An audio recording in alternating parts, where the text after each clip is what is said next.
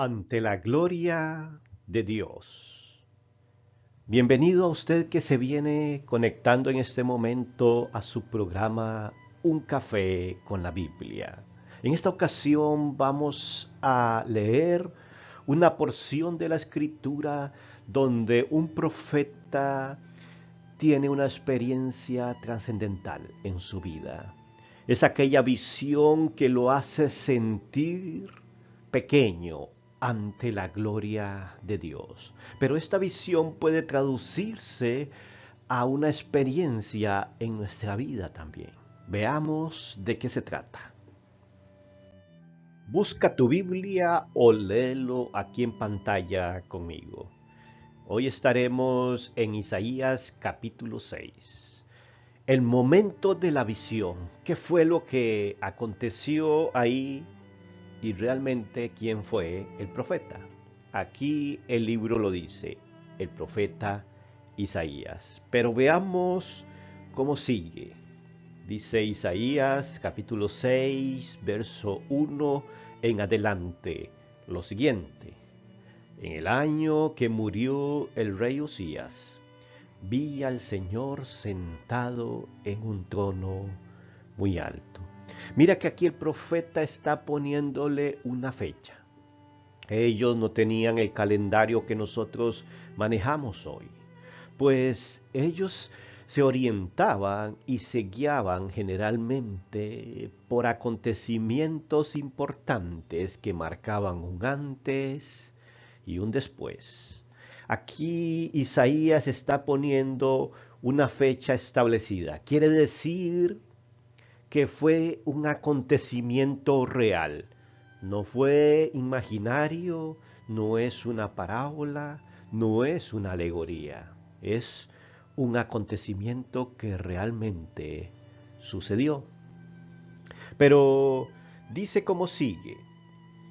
En el año que murió el rey Osías, vi al Señor sentado en un trono muy alto. Él tuvo esa experiencia, ver al Señor de señores, al gran yo soy, a Jehová de los ejércitos sentado en un trono, en una silla, pero era muy alta. Y él describe que el borde de su manto llenaba el templo. Y es que Isaías frecuentaba el templo y él tenía una imagen del templo en su mente. Y dice que era tan espléndido, tan grande la presencia de Dios, que solamente el borde de su manto llenaba, contenía todo el templo, aquel templo grande, espléndido. Lo llenaba todo el borde de su manto, no todo su manto, solamente la costura de abajo, el borde llenaba el templo. Quien habla así está diciendo que la grandeza de Dios es inexplicable. Pero dice que unos seres como de fuego estaban por encima de él. Y es que en otras versiones podemos entender que dice que serafines estaban por encima de él. Porque la palabra serafín da la idea de un ser semitransparente lleno de luz. Es decir, como llamas de fuego. Las llamas de fuego no son opacas, son semitransparentes, pero también imparten luz. Es por eso que en esta versión nos dice unos seres como de fuego, representando la pureza, porque con el fuego se purifican los metales. Unos seres como de fuego estaban por encima de él. Estaban haciéndole como escolta. Estaban encima de él. Cada uno tenía 6 alas, él lo describe. Es decir, no fue algo como que no se sabía qué era, sino que estaban bien definidos. Cada uno tenía 6 alas, seres tipo angelicales. Pero dice que esas alas tenían una función. Con 2 alas se cubrían la cara. Y es que está hablando de una forma de respeto, está hablando de reverencia. No se sentían dignos de ver al Dios Todopoderoso. Recordemos que el ser humano que podía ver al Dios Todopoderoso cara a cara moría irremisiblemente. Y estos seres, aunque no fueran mortales, ellos hacían reverencia ante Dios y decían y creían que no eran dignos de ver la majestuosidad de Dios. Entonces dice que con 2 alas cubrían su cara, con otras 2 alas se cubrían la parte inferior del cuerpo como a forma de humillación, como a manera de respeto también, y de alguna forma para que aquel hombre, Isaías, no lo identificara, no robar la atención que se le merecía a Dios, porque podría distraerse el profeta viendo aquellos seres. Dice que ellos se cubrían y con las otras 2 volaban. Vea qué interesante. Y es que no podemos nosotros imaginar cómo eran estos seres. Dios odia la idolatría y no quiere mostrar la forma de los seres angelicales allá en el cielo porque sabe que el hombre, el ser humano, es idólatra por naturaleza, y en cuanto ve a una figura celestial va y la hace en una especie de escultura y se arrodilla y le adora. Y entonces Dios quiere guardar la identidad de estos seres angelicales también.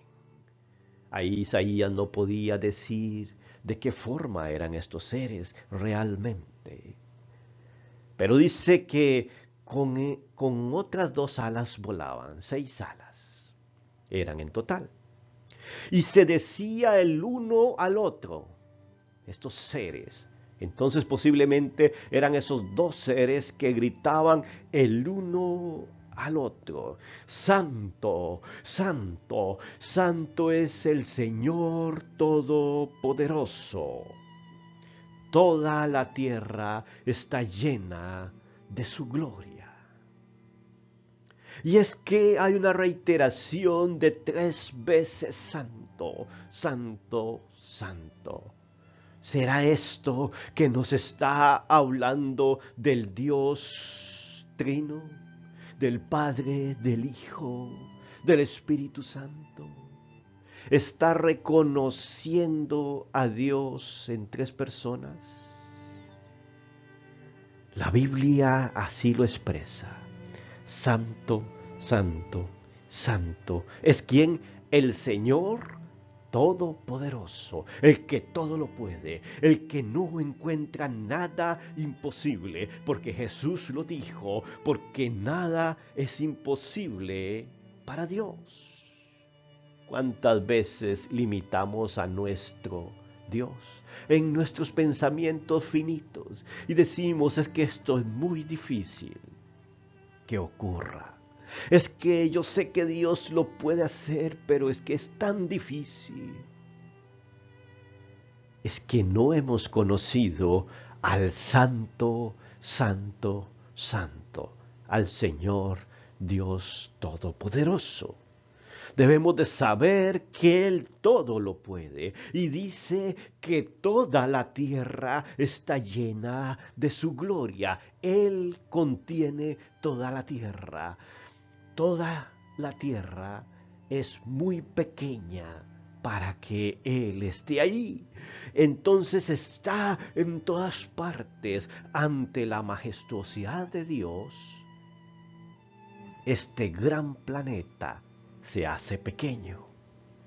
Y dice que toda la tierra está llena de su gloria. Y podemos hablar de que está también discerniendo a Dios en la creación. Dice Romanos que nadie tiene pretexto de decir que no cree en Dios, de que Dios no se le ha mostrado, porque la misma creación habla por él. Y es que toda la tierra está llena de su gloria. ¿Qué sucedió? ¿Qué fue que hizo Isaías en este momento cuando vio al Señor Dios Todopoderoso? Vio el manto, el borde de su manto en el templo. Y aquellos seres como de fuego, los famosos serafines. ¿Qué haría usted si ve eso? Si tiene esta experiencia. Veamos lo que ocurrió. Aquí encontramos la respuesta en el verso 4 que dice, al resonar esta voz, las puertas del templo temblaron y el templo mismo se llenó de humo. Dice que la voz de los serafines, de los seres como de fuego, que tenían 6 alas, decían, Santo, Santo, Santo, es el Señor Dios Todopoderoso. La tierra está llena de su gloria. Y ante estas palabras dice que el templo, el gran templo hecho de mármol, hecho de piedras fuertes, con columnas gigantescas, dice que comenzó a temblar por la resonancia de aquellas voces. Y el Señor aún no había hablado. Voces de autoridad, voces de respeto. Dice, y el mismo templo se llenó de humo. Esto representaba la presencia de Dios. Recordemos a Salomón cuando inaugura el templo de Dios, una nube desciende ahí en el altar y esto está hablando de la presencia de Dios. Aunque un templo no puede contener a Dios. Pero sigamos a ver qué nos dice el verso 5. Y pensé, ahí fue donde reaccionó Isaías y se dio cuenta de la realidad, del peligro que estaba corriendo, porque un ser humano no podía ver a Dios mismo porque moría. Entonces mira la expresión que usa, ay de mí, es decir, lamentablemente, qué lástima. Ahora sí soy desdichado. ¡Ay de mí! Voy a morir. ¿Y por qué voy a morir? He visto con mis ojos al Rey. Él sentía que iba a morir porque sus ojos habían visto a aquel Señor Dios Todopoderoso. Dice, yo que soy un hombre de labios impuros y vivo en medio de un pueblo de labios impuros. Está hablando ahí. Él reconoció ante la presencia de Dios, pudo reconocer su falta. Él sabía que vivía dentro de un pueblo hostil, un ambiente que aunque religioso pero descarriado, estaban desviados porque en ese momento creían ser religiosos, hacer lo bueno, pero no lo hacían. Era un tipo de religiosidad que ellos vivían y entonces él considera que era de labios impuros porque nadie delante de la presencia de Dios cree ser muy santo. Mira la expresión que usaban los serafines, santo, santo, santo. Ellos no se creían puros santos, aún así, aunque eran de fuego.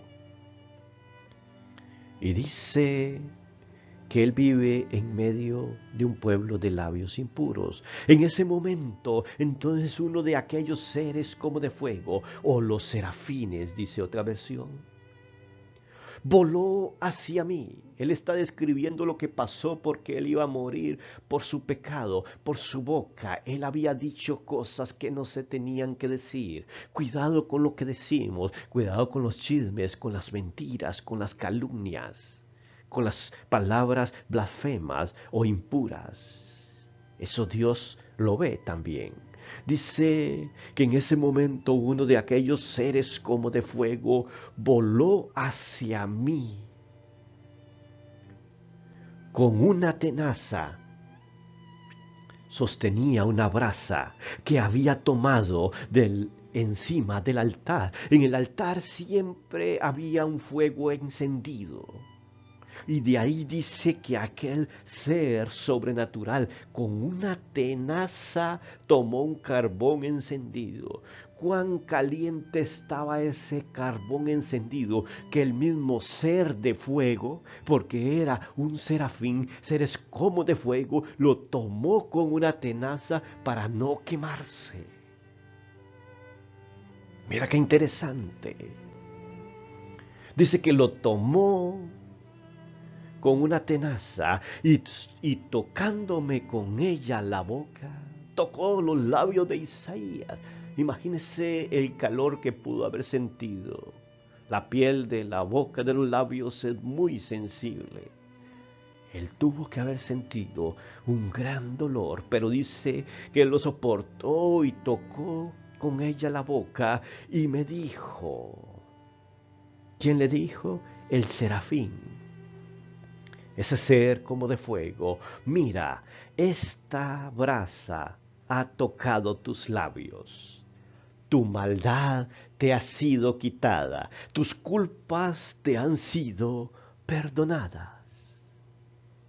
Y es que en algún momento tenía que purificarse aquel hombre para que su ministerio creciera. Aunque Isaías tenía un ministerio profético en ese momento, debía de hablar directamente, tenía que crecer, pero debía purificarse para cumplir el propósito de Dios. De esa forma, entonces aquel serafín purifica los labios de este hombre. ¿Para qué?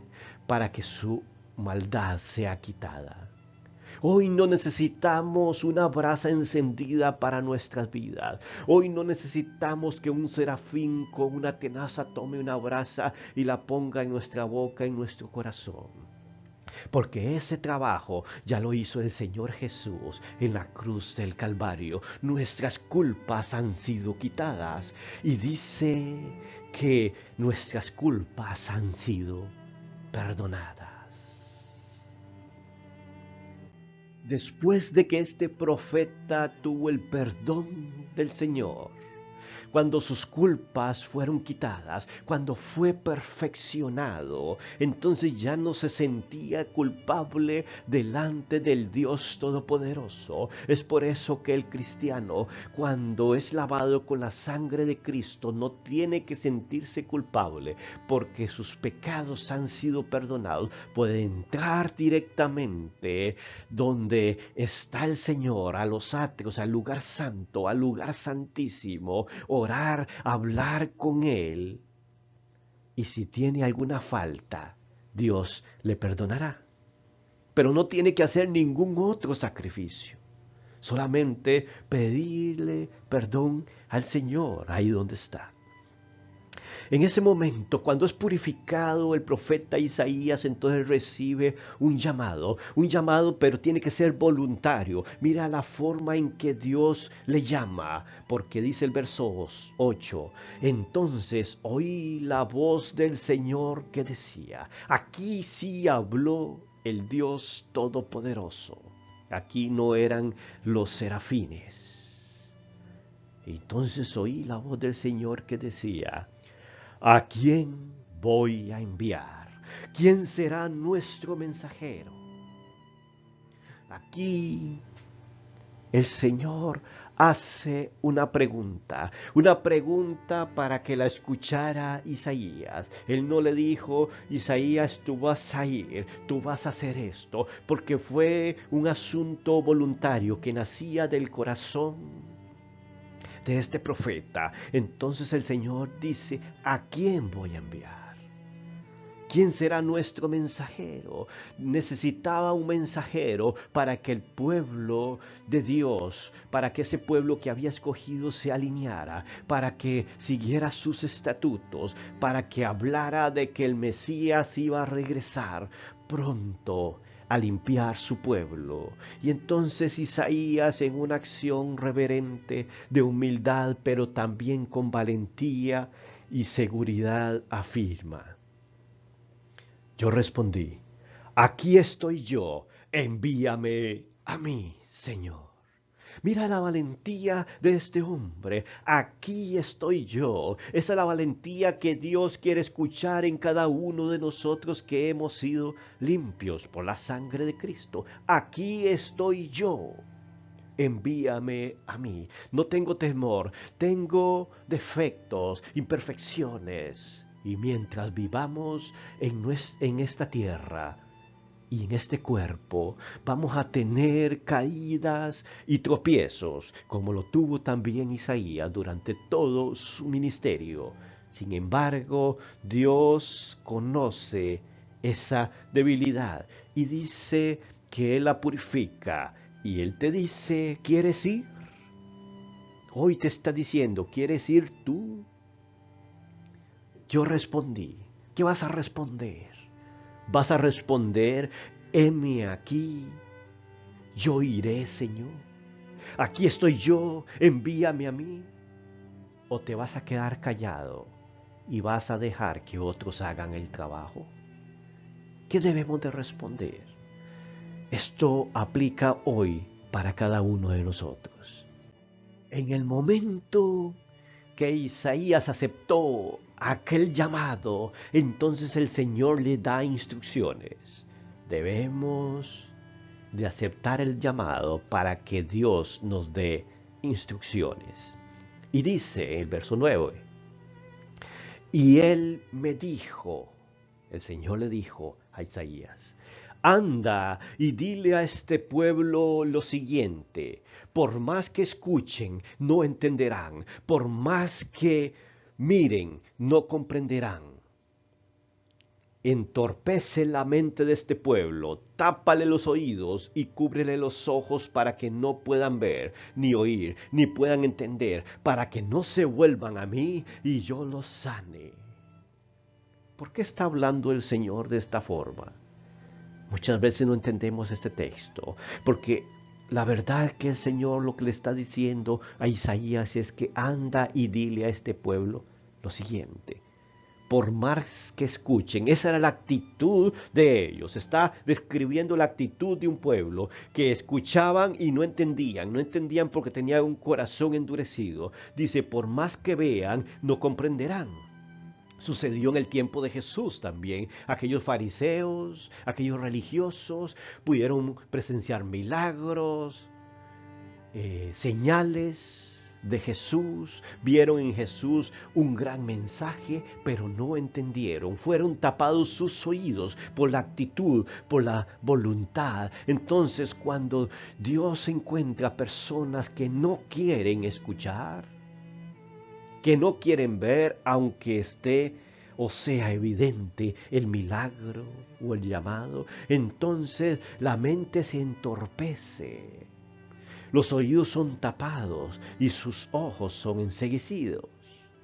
Y entonces nunca podrán entender y no se volverán al Señor, lamentablemente.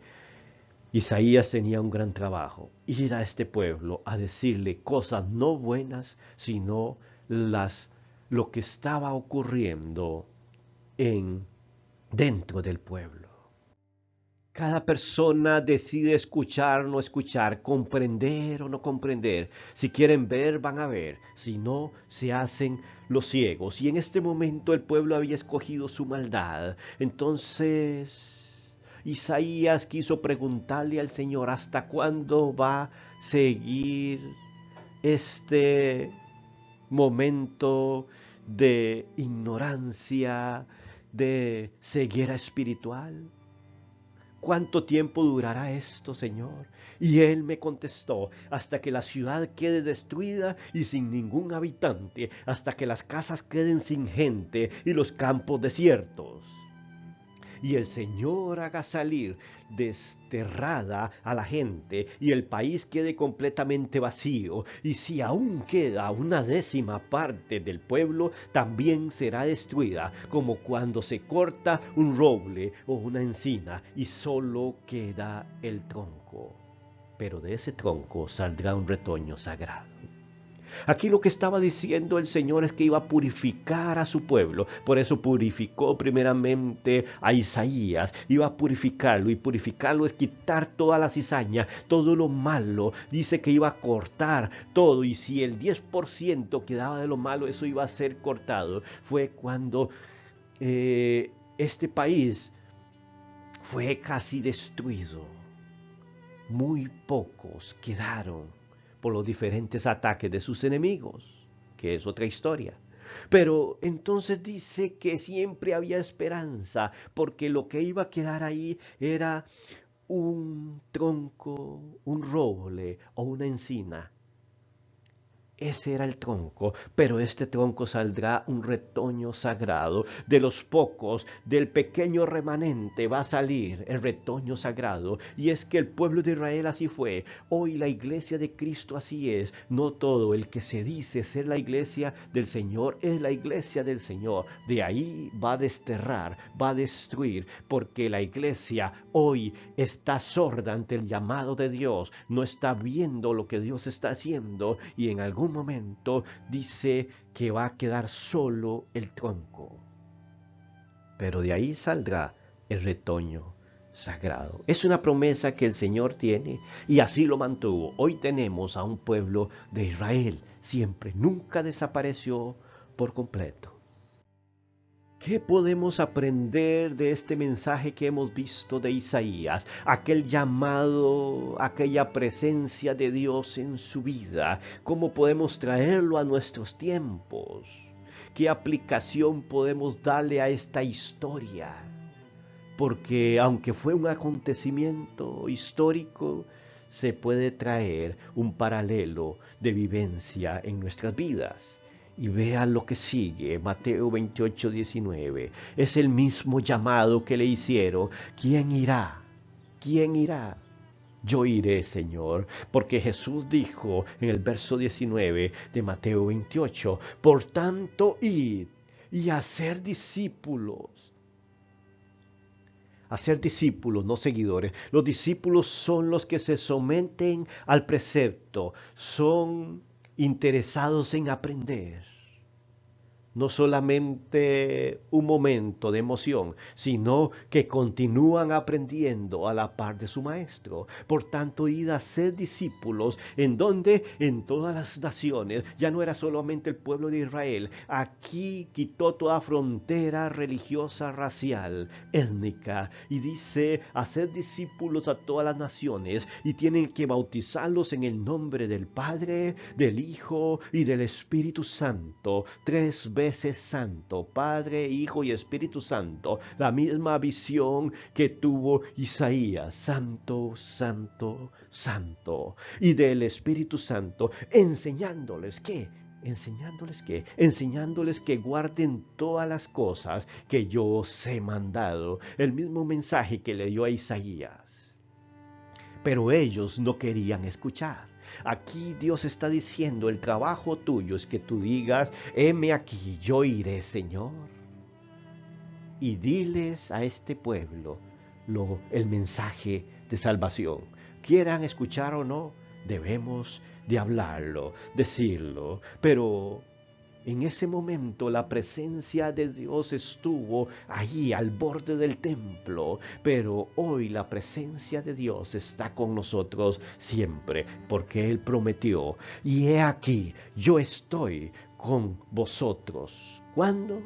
¿Un día de aparición en una visión? No, dice, yo estoy con vosotros todos los días hasta el fin del mundo. Porque agregó hasta el fin del mundo, para que no podamos decir nosotros los que vivimos en este siglo, es que eso se lo dijo a los discípulos, que iban a estar con ellos, pero ya los discípulos murieron, ya la iglesia primitiva murió. Entonces Dios no está con nosotros, porque mira todo lo que está aconteciendo en el mundo. Quizás Dios se fue, se olvidó o no quiere escucharnos. No, dijo Jesús, hasta el fin del mundo. Está hablando de todos los días, por todos los días y hasta la eternidad. Dios está con nosotros y te está haciendo un llamado. ¿Qué vas a hacer? ¿Lo aceptas o no lo aceptas? Espero que este mensaje, esta disertación haya sido de agrado para tu vida, que te haya llamado la atención. Si quieres comunicarte con nosotros, abajo te dejamos un correo de un café con la biblia@gmail.com. Gracias una vez más y espera la próxima semana. Investiga aquí en el canal y suscríbete. Tenemos muchos mensajes como este que te pueden edificar. Solamente ve a un café con la Biblia.